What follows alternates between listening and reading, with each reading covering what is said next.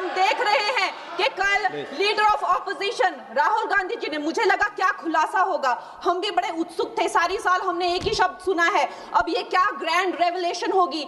लेकिन राहुल गांधी जी जो leader of opposition है, उन्होंने कल जब कहा खादी है, खादी में धागे हैं, धागे में लोग हैं, लोगों के अंदर, उनको जब कहा गया कि आप पॉइंट की बात कीजिए, तो उन्होंने कहा कि मैं अपना फ्रेम कर रहा हूं, मैं अपना आर्ग्यूमेंट फ्रेम कर रहा हूं। और इतनी देर बाद जब वो फ्रेम करके पहुंचे तो ले देकर वो वापस उसी अंतर्राष्ट्रीय मूल की महिला, अध्यक्ष जी, मैं एक महिला होने के नाते आपसे रिक्वेस्ट करना चाहती हूं कि every woman is entitled to her dignity. वो अंतर्राष्ट्रीय मूल की है, विदेशी महिला है, लेकिन उन्होंने कितनी बार आकर उन्होंने सोशल मीडिया पे कहा है कि मैं कभी भारत नहीं गई हूं, मेरा हरियाणा चुनाव से कुछ लेना देना नहीं है। लेकिन फिर भी ये लोगों ने बिना किसी ठोस सबूत के उनका यहाँ पे फोटो बना के उन्होंने उनको उछाला, यहाँ पे उनकी तस्वीर उछाली यहाँ पर एवरी।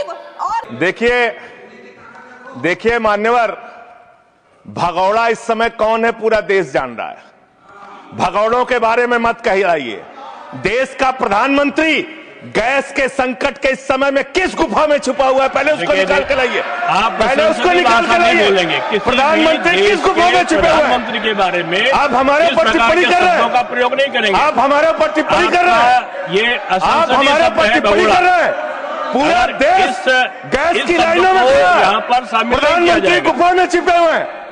प्रधानमंत्री को निकाल के लाइए, प्रधानमंत्री को निकाल के लाइए। मुद्दों पे बात नहीं करेंगे। इस्तेमाल किया है, ये शब्द ठीक नहीं है। अरे मान्यवर, आप मेरा समय जा रहा है। मान्यवर महोदय, मान्यवर मेरा समय जा रहा है, कृपा करके समय। जी राम जी पर रात को 1:30 बजे तक मैंने चर्चा सुनी, और जब उत्तर देने की बारी आई तो विपक्ष भाग गया था। इसलिए मैं निवेदन कर रहा हूं कि रहना जरूर, एक एक चीज का जवाब दूंगा, एक एक चीज का। दूसरी चीज है, जो भगोड़ा शब्द है उसको उसमें शामिल नहीं करेंगे। जी मान्यवर, बात करते हैं ग्रामीण विकास की। आप बात कर रहे हैं उज्ज्वला स्कीम के तहत 8 से 10 करोड़ सिलेंडर गांव में आपने बांटे हैं, और 10 से 11 करोड़ सिलेंडर के कनेक्शन लोगों ने अपने आप से लिए हैं। 21 करोड़ सिलेंडर के कनेक्शन गांवों में हैं।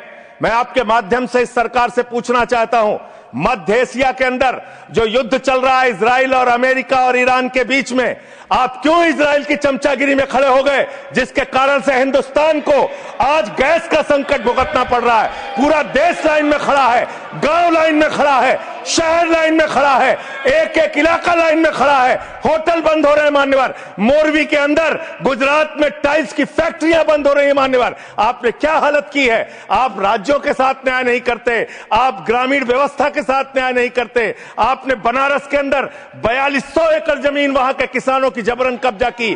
2013 का जो अधिकरण का नियम है, वो नियम आपने लागू नहीं किया। वहां लाठियों से किसानों को पीट के प्रधानमंत्री के संसदीय क्षेत्र में जमीनें कब्जा करने का काम आपने किया। जो पंजाब पूरे देश का पीडीएस सिस्टम चलाता है, 50% भागीदारी पंजाब के किसानों की होती है। आपने पंजाब के रूरल डेवलपमेंट का 8000 करोड़ रुपए मार के बैठे हुए। आप बताइए क्यों आपने पंजाब का हिस्सा नहीं दिया, क्यों आप वहां के साथ सौतेला व्यवहार कर रहे हैं। बताइए इस देश को और पंजाब के लोगों को। वहां पर बाढ़ आई, आप भी गए थे मंत्री जी वहां पे दुख जताने के लिए। आपने वहां की भयावह परिस्थितियों को देखा था। बावजूद इसके 1600 करोड़ रुपए की मदद आपने घोषित की थी, 16 पैसे आपने पंजाब को नहीं दिए। 16 पैसे, यह आपकी दुर्भावनापूर्ण नीति है जो राज्यों को भुगतनी पड़ रही है, जो देश को भुगतनी पड़ रही है। और ग्रामीण विकास के नाम पर आपने इस देश के गांव में रहने वाली जनता को लगातार धोखा देने का काम किया है, लगातार उनको ठगने का काम किया है। चाहे वो आंगनबाड़ी की स्कीम हो, आंगनबाड़ी की कार्यकर्तियां, हर काम में उनको आप लगा देते हैं, लेकिन आप उनको पैसा देने के नाम पर आपको हंसी आएगी, हंसी आएगी, हंसी आएगी। आंगनबाड़ी की योजना गांव में ही चलती है, गांव में ही चलती है, हंसी आएगी आपको। हर दिन इन्होंने यहाँ पे तमाशा किया है, हमारा दिल दहल जाता था इनको देखकर। यहाँ पर इन लोगों ने डराना, धमकाना, धक्का मुक्की, ऐसा कोई इन्होंने किसी तरह की कोई बदतमीजी नहीं है जो एक भी दिन इन्होंने संसद भवन चलने नहीं दिया। हम जनता के प्रतिनिधि हैं, हम यहाँ पर उनकी आवाज लेकर आते हैं, हम कुछ सीखने आते हैं। मान्यवर, मैं अंत में एक ही बात कहना चाहता हूँ। मंत्री जी ने कहा भागिएगा नहीं। मैं बिल्कुल बैठ के आपकी एक एक बात को सुनूंगा मंत्री जी, ध्यान से सुनूंगा। जितनी बात मैंने कही है उसका पूरा जवाब दीजिएगा, और अगर आप जवाब नहीं दे पाएंगे तो मुझे भी उस वक्त बोलने का अवसर दीजिएगा। आप ही अकेले बोलने का अधिकार रखते हैं, ऐसा नहीं होना चाहिए। और दूसरी बात मान्यवर, दूसरी बात, इस समय भगोड़ा कौन है, ट्रंप की गुलामी कौन कर रहा है, पूरा देश देख रहा है। माननीय, जो भी चर्चा के दौरान जो भी सदस्य असंसदीय शब्द आया होगा वो शामिल नहीं होगा चर्चा में। अब अगर है तो नहीं होगा, अगर असंसदीय नहीं है तो शामिल होगा।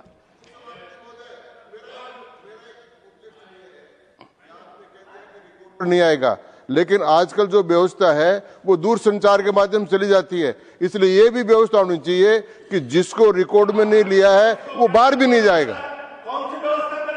अब आपने किस चीज को कहा? जिस चीज को सारी व्यवस्था करेंगे, जेल के शिक्षकों में रहोगे और रहे और रहोगे। नहीं बोल सकते, आप सीधे बात नहीं करेंगे माननीय सदस्य, आप सीधे बात नहीं करेंगे, आप सीधे बात नहीं करेंगे। आप पीठ को संबोधित करिए, आप पीठ को संबोधित करिए। ये आमने सामने बहस का मुद्दा नहीं है। आप संसद में हैं माननीय संजय सिंह, माननीय सदस्य, आप पीठ को संबोधित करिए। आप इस तरह से बात नहीं कर सकते। Next speaker Shri P Sunil ji. देखिए, मैं माननीय सदस्यों से अनुरोध करूंगा कि जो चर्चा होती है उसमें शब्दों का संयम ये आवश्यक होता है। आरोप लगाने पे मनाही नहीं है, लेकिन आरोपों की भी एक सीमा होती है शब्दों की, उसका पालन करना होगा। सर, भारत की सरकार ने जब विकसित भारत की कल्पना की है तो उस कल्पना के तहत गांव को कहां रखा है, आपके माध्यम से यह देश को मालूम होना चाहिए। हमारे टोटल बजट का भारत सरकार ने जो पूरा बजट 2026 और 27 के लिए प्रस्तुत किया मान्यवर, उसका मात्र 3.6% बजट ग्रामीण विकास के लिए रखा है। यह स्पष्ट करता है सरकार की मंशा को। यह बताता है कि ग्रामीण विकास के लिए आपकी सोच क्या है, ग्रामीण व्यवस्था को आप कैसे संचालित करना चाहते हैं, कितना विकास वहां पर करना चाहते हैं।